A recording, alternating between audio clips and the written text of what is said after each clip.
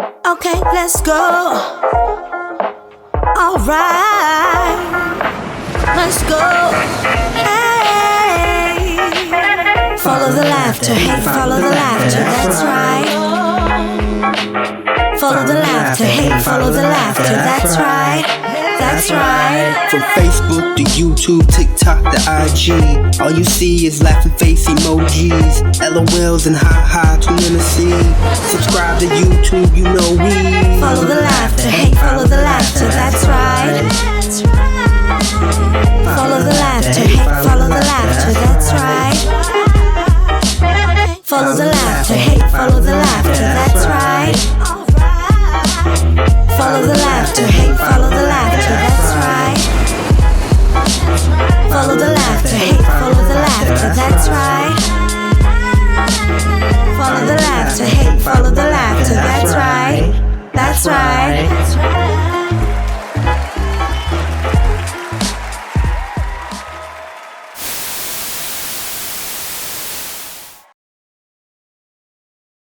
I was one of the first ones among my friends to start driving in high school.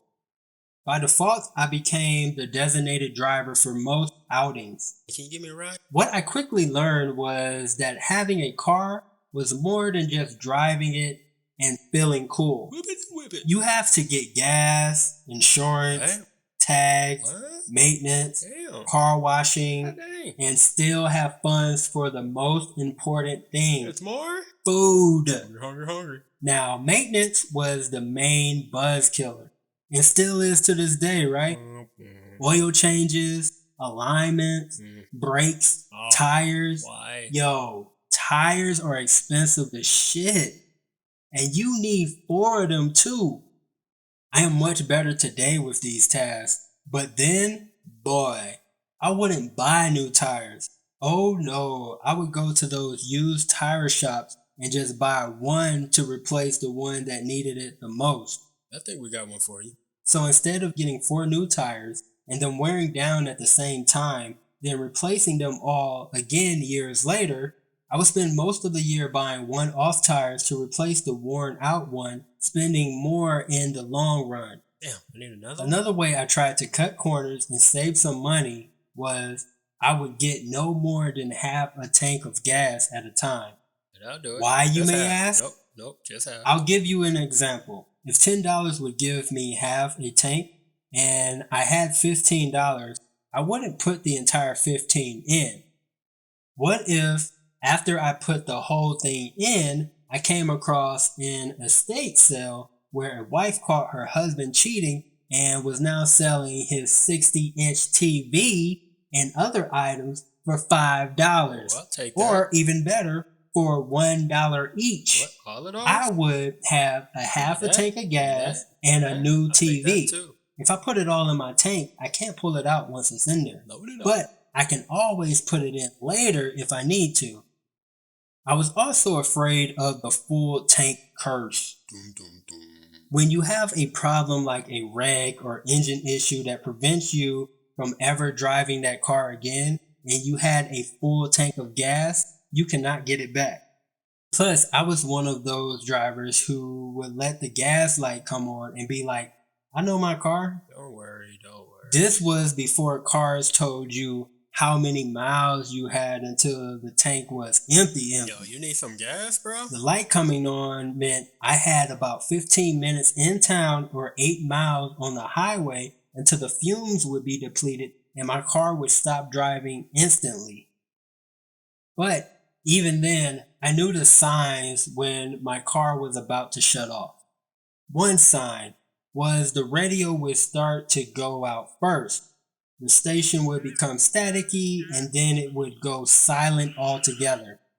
This means you'll have to find a gas station in the next 200 to 400 yards. Pulling over. Now, if you're experiencing the next sign, your car is in the final stage and about to turn off any second.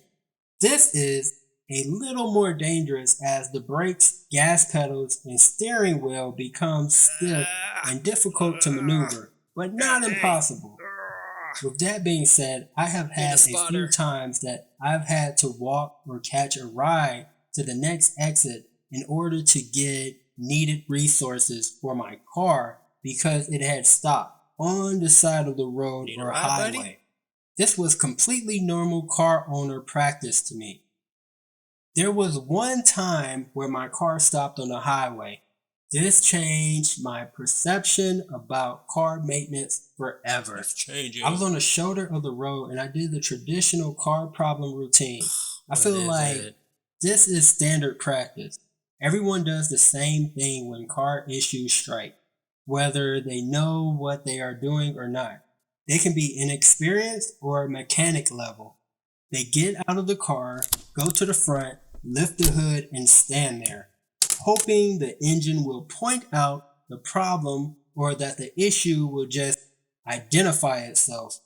Like the oil cap would start glowing and tell you, I need more oil, fool. Ba-bum-bum. At first, I thought this was a gender thing, but nope. I see women do the same thing too. No one knows what they are looking for. They just do it because it seems right. While stranded on the side of the road, another driver pulled up, saw I needed help, and parked in front of my car. He got out and asked if he could help. Buddy? I was like, Yeah. sure. I didn't know what the hell I was doing or looking for anyway. Maybe he did. He came to the car and says, oh, this doesn't look good. You have a problem here. I was like, okay, Captain Obvious. If it looked good, I would still be driving. I didn't say that because I wanted to know what he saw to determine Let me take a look that. here. Let me see. What Let me was see. the identified issue here? He said, I'm not sure what's wrong, but I can give you a lift to the gas station up the road. Okay, that was not helpful, but at least I can get to the gas station to get something to bring back to my car. Now, you can't get in just anybody's car. This is one of those cases where it is okay to use stereotypes and trust your gut. Let me look at you. It's better to judge a book by its cover than to be rolled up in one. Open that book. The guy was friendly, but I didn't let that fool me. He was an older guy, maybe mid-50s with a walking cane. So if it came to it, I knew I could overpower and outrun him. I decided based on my assessment that I would take him up on his offer for the ride. We hopped in his gray Buick to head towards the next exit. We got about 100 yards away from my car when his car began jerking before coming to a stop. Now we were in his broke down car. I looked over to the driver's side and he had more dashboard indicator lights on than my car did. How do you offer to help someone else when your car is 2 minutes from blowing up and the dashboard looks like New Year's Eve at Times Square? It's like you drive for Uber and your car needs to go to the shop, so you attach a red kid's wagon to your bicycle and try to continue picking up passengers, pedaling up to customers like, hey, are you Ryan? I can fit 2 in the back and 1 on the handlebars. No, that is not a smart move. Similar to this guy, Cancel who my ride, clearly bro. had a bunch of issues with his car. I mean, his heart was in the right place, but his car was not suitable to pick up groceries, let alone an additional person. We were both standing outside of his car, which was smoking at this point. Puff, puff. My car was only 100 yards away, in sight, and just a 2-minute walk. This unfortunate situation instantly became an awkward one as well. What was I supposed to do now? What is the proper protocol in this situation? Do I stay with him and hopefully another friendly passerby will give us both a ride? Do I go back to my car, only a short distance away? Phone a friend. Do I try to get my own ride to the station and let him find his own way? What to do? I went up to him and used his line. Oh, this doesn't look good. You have a problem here. Then I grabbed my gas can and walked the 100 yards back to my car. Not too long after getting back to my car, another driver stopped to offer help. I am not sure if this Friday was payday, but people were so friendly and willing to help others today. This time I looked at the dashboard to see if any indicator lights were on. None on, that's a good start. Quickly scanning the car, I saw that it was a chubby couple. I again felt confident in my abilities to outrun them if needed to. So I accepted the ride. They stopped and picked up the first guy that tried to give me a ride too. He got in making a joke about stoning 2 birds in the bushes while one is in a glove compartment. I still don't get it. But anyway, I was finally heading to the station. We got a mile up the road and the car started rocking with an upward bop to it. At this point, I was like, what the fuck? Again? Seriously? Then I heard a plop, plop, plop, plop noise coming from the front passenger side. The chubby couple pulled over to the side of the road. We all got out to look and the tire had disintegrated. The tire looked to have hit a nail, popped, and went flat quickly with all of the added weight. There were only remnants of rubber left. The crazy part is that all of their tires were bald. No tread, shape, or thickness. These big people were just pushing these tires to the max and inviting folks along for the ride. I was done after this. Without saying a word, I grabbed my gas can and started making my way towards the exit on foot. They were like, "Oh, you're going to walk to the next exit? You're brave." I guess to overweight people and an old guy with a cane, a 30-foot walk is a brave undertaking. 5 on pump. I got to the gas station, filled up my 5-gallon can, and bought some brake fluid. My car tends to leak that red liquid sometimes as well. I buy my items and head outside to start my journey back. An older lady approached me with her car. She said, "Hey, I saw you walking to the exit. Do you need a ride back to your car?" I looked at her and replied, "Fuck off, lady." She was confused and shocked at my answer. Did she deserve that? No, not at all. Example of wrong place at the wrong time. But she doesn't know the experience I just had with helpful drivers either. I'm sure she was scarred from our encounter and will not offer to help a pedestrian again. Never again. I made a 1.5 mile walk back to my car.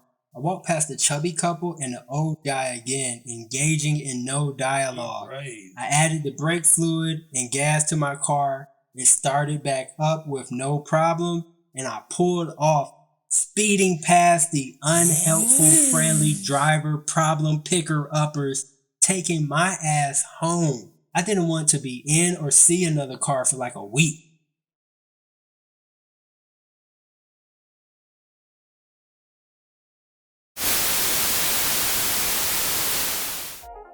Okay, let's go.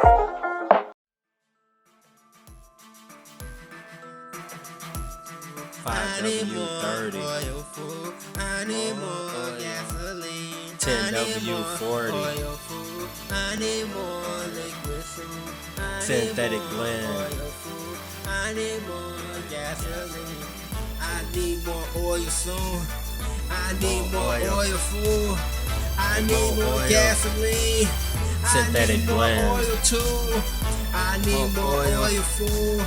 I need more oil food. I need more liquid too. Synthetic blend. I need more gasoline. I Fully need more synthetic. oil food. I need more gasoline. I need more oil too. 5W40. I need Gasoline. more oil soon. I need more oil please. I need more oil soon. Help Give me me, that oil. help me, help Help me, me. help Help me. me. I need Help more me. oil, please. Help me, help Help me. me. I need more 10W40. gasoline. Help me, Yes. help me. Help I need me. more oil, food. Help me, Help help me. me. Help I me. need more oil, food. I need more.